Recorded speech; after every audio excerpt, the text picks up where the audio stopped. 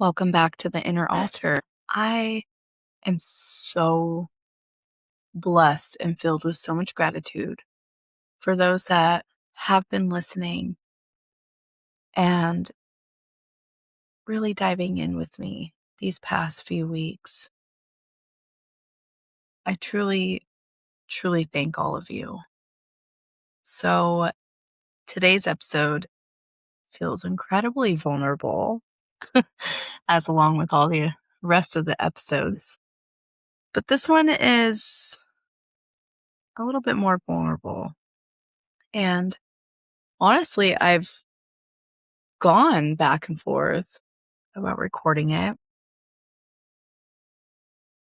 In this episode, we're talking about our relationship with the body. I don't just see weight, okay? I see a bunch of comparison, a bunch of shame. I see a little girl who learned very, very early that her value might be tied to how she looked. And I know that I am not the only one when it comes to this topic. Because I think almost every woman has looked in a mirror at some point and wondered if she'd be happier if she looked different. Smaller, softer, younger, thinner, just less, right? It's heartbreaking when you really think about it. When you think back of how much of our lives we've been at war with ourselves, with the very bodies that are carrying us through it all. When I was in high school, there was a boy I really liked. He was a couple grades older. He had a car. He went to the other high school where the cooler kids went, if you will. And, when you're that age in high school, one person's opinion can suddenly feel like the entire truth. And I remember him saying something that had stuck with me for years. And he said, "If you lost a little weight, I'd be proud to have you as my girlfriend." And just like that, one careless comment, one sentence, one moment he probably forgot about and doesn't have any recollection over,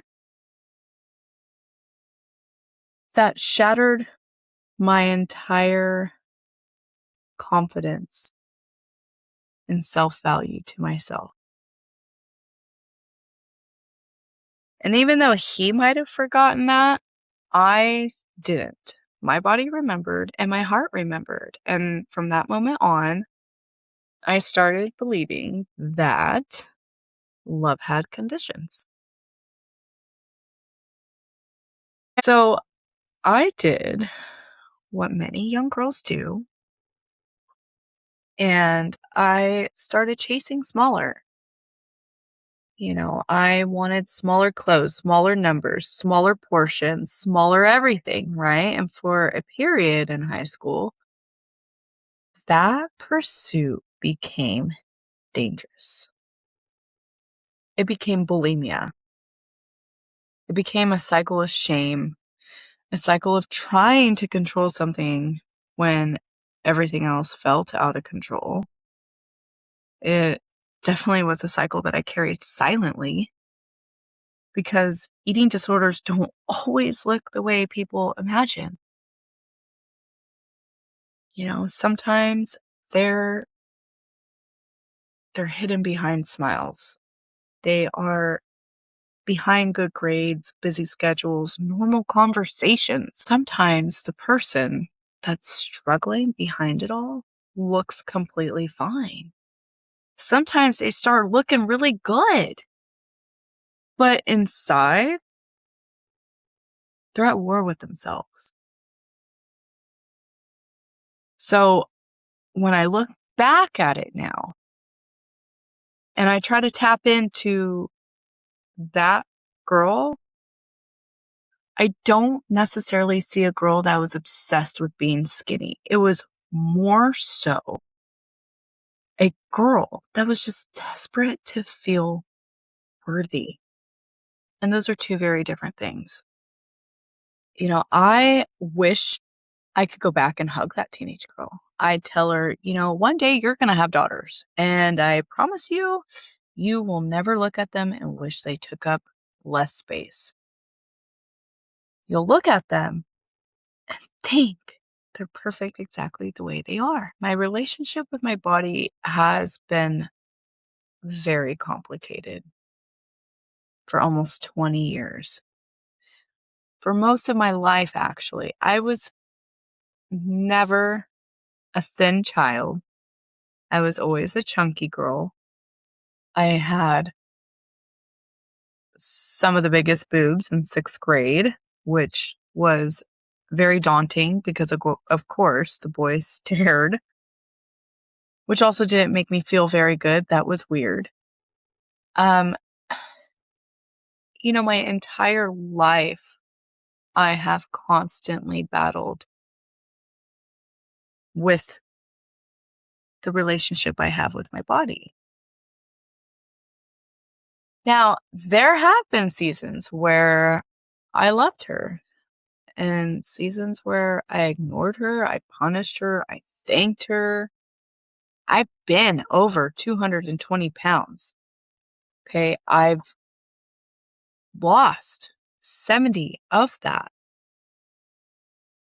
Thank you, GLP-1s, by the way. And that should be a whole other episode because there is a whole controversy against that medication. But that medication has drastically changed my life. But it also hasn't all been rainbows and butterflies. I've stood in dressing rooms crying, and I've also stood in dressing rooms celebrating. I've hidden from cameras while I've obsessed over cameras. That's all I want to do is be in front of the camera. I've looked in the mirror and I've picked apart every single flaw.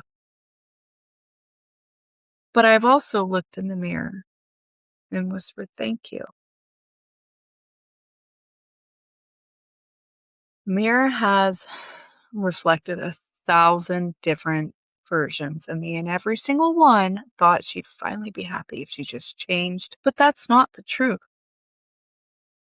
For years, I believed happiness was waiting on the other side of weight loss. If I lost 20 pounds, if I fit into those jeans, if I could just have a flat stomach, if I tighten my skin, if I fix this, if I fix that, then I'll finally feel confident. But here's what nobody tells you.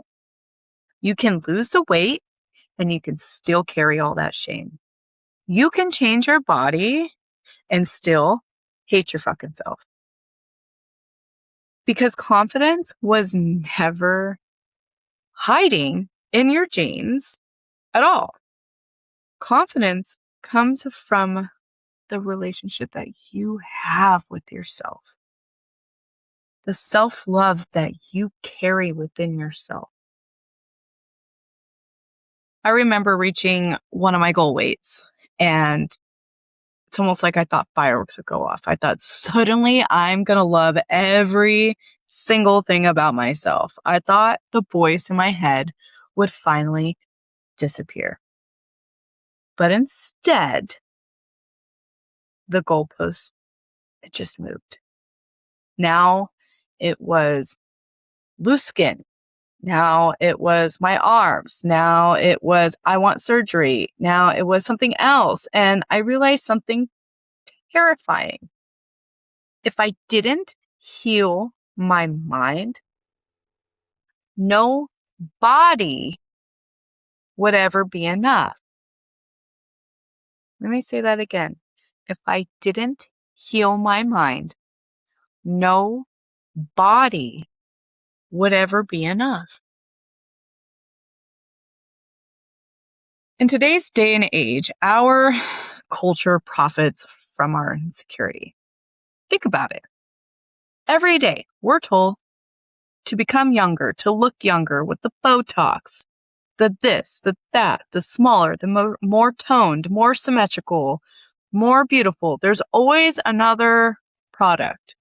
There's always another procedure, another diet, another supplement, another fucking thing to fix. And I'm not against any of those. Okay?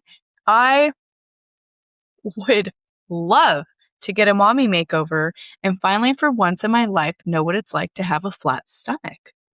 Okay? Am I going to do that? Who knows? But where I'm at today, I've worked very hard for. I've changed my eating habits. I've changed my physical fitness habits. I've started healing my mind. I've worked hard for my health. But I had to ask myself, am I changing my body because I love her or because I hate her? And that question changed everything because love and shame create very different outcomes. So now when I work out, it's different. I'm not trying to punish my body. I'm trying to honor her abilities. When I drink water, it's not punishment, it's care. When I stretch, it's gratitude. When I eat protein, it's nourishment. When I rest, it's respect for myself. Because this body has carried me through almost 33 years of life. She has carried babies. She has survived heartbreak. She survived grief. She survived anxiety. She survived self-hatred, and she has survived every version of me. So how dare I only appreciate her when she's smaller? And as a massage therapist, I see bodies every single day. I see bodies with scars, with stretch marks. I see bodies with cancer, recovering from cancer, bodies after childbirth. I see pregnant bodies after surgery with wrinkles, with chronic pain, bodies that have lived. And never once have I looked at someone and thought they'd be worthy if they lost 10 pounds. Never. So why have I spoken to myself that way? Why do I offer strangers compassion? Why do we offer strangers compassion and ourselves criticism?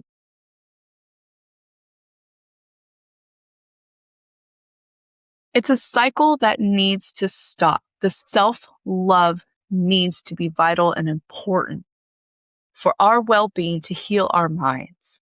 Because once we can truly start healing our minds, our bodies will begin to heal as well. So I want to jump forward a little bit.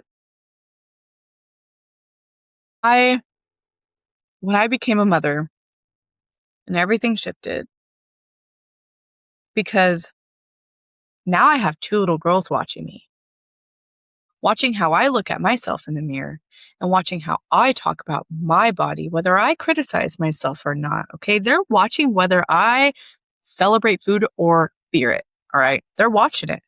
They're watching whether movement is joy to me or punishment.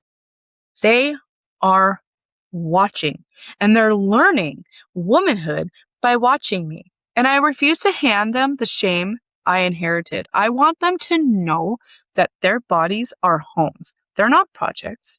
I want them to know they deserve dessert and vegetables. Okay? Strength and softness, rest and movement. I want them to know they never have to earn love by becoming smaller. Because sometimes I imagine every version of myself standing together in one room. Like, could you imagine that? Every single version of yourself in one room with you. The little girl, the teenager struggling with eating disorders or body images, the woman at her heaviest, the woman after losing weight, the woman considering surgery, the pregnant woman, the exhausted one, the healed version, all of it, all of them. And instead of comparing them against each other, imagine hugging every single one of them. Because every one of those women has kept us alive. Every one of those women was trying her best. Every one of these women deserved kindness. And maybe that's what healing really is. It's not looking in the mirror and loving every inch every single day and on this happy trail of rainbows of butterflies of never having any shame again. Okay. But maybe healing is just simply ending the war, ending the constant criticism, ending the belief that your body is the enemy because your body has never once been against you. She's always adapted, she's always protected, carried, held, loved, breathed, and survived.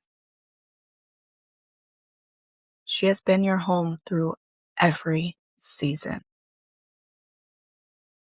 And I think the most beautiful women I've ever met weren't the thinnest. They weren't the ones who felt at home inside themselves. It was the woman who laughed with her whole body, the woman who wore the swimsuit, who danced barefoot, who ordered dessert, who hugged deeply. It was the woman who just stopped apologizing for existing. And that's beauty. Presence is beautiful. Joy is beautiful. Confidence is beautiful. So, if you're listening to this and you're in a season right now that you're hating your reflection, I want to tell you something. I wish someone had told 16-year-old me, your body is not the thing keeping you from being loved. Your body is not the thing keeping you from belonging. And it's not the thing keeping you from joy. Your body has been carrying you toward every beautiful moment in your life. She deserves your gratitude way long before she needs to earn your approval. So, tonight, I want you to stand in front of the mirror. Don't fix anything. Don't suck in your stomach. Don't turn sideways. None of that. Okay. I don't want you to criticize. I want you to just look. Really look. And instead of asking, what do I need to change? Ask, what has this body carried me through? Maybe you'll remember the babies she grew, the mountains she climbed, okay, all the tears she survived, the hugs she gave, the art she created, all the people that she has held, and all the people that have held her. And you'll realize maybe she's never failed you. Maybe you've just been looking at her through someone else's eyes.